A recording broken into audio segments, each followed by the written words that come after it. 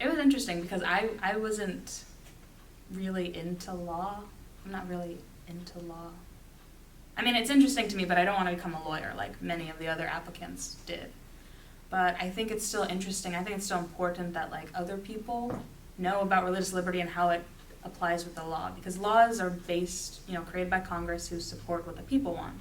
And if people are wanting certain laws and are aware of the things that laws can and can't do in regard to religious freedom, then they can start assisting, pushing Congress to make action, I guess. And I was just interested in learning more about religious freedom and being able to meet more people who worked more in depth with that in a professional manner.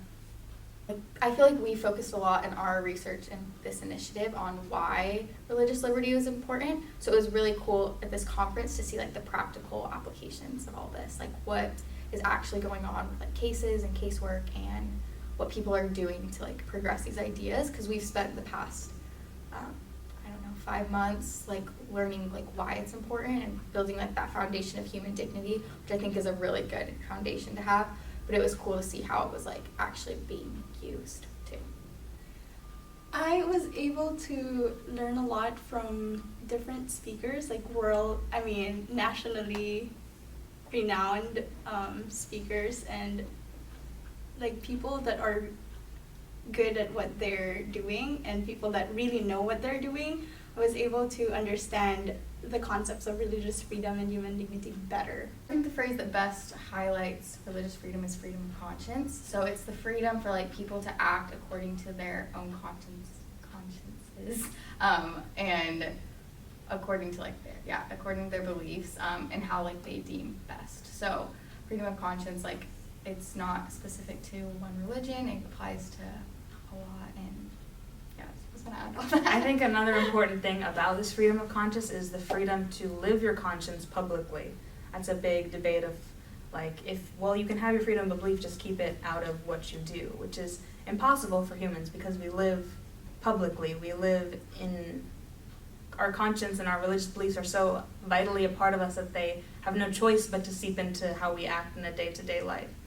So it's keeping freedom of conscience in the private sphere is not actually having freedom of conscience or freedom of religion. It's a weird, watered-down version that doesn't do much for us. Something that a bunch of people said in their talks was that the fight for religious freedom has so many different fronts, so many different ways you can help, and there's not necessarily one that's more important than the rest of them. It's just about where you can do the most good. So they kind of talked a lot about how everyone can join this fight, and they can do it in different ways. Some people might not be destined to be like in the legislature or starting their own NGO or pushing a lawsuit or something. Sometimes it's just like getting to know people in the community, welcoming people, stuff like that. It's just, they really emphasize finding where you fit in and just working from there. You don't need to fit in this perfect model of the religious freedom defender. Just do what you can with what you have.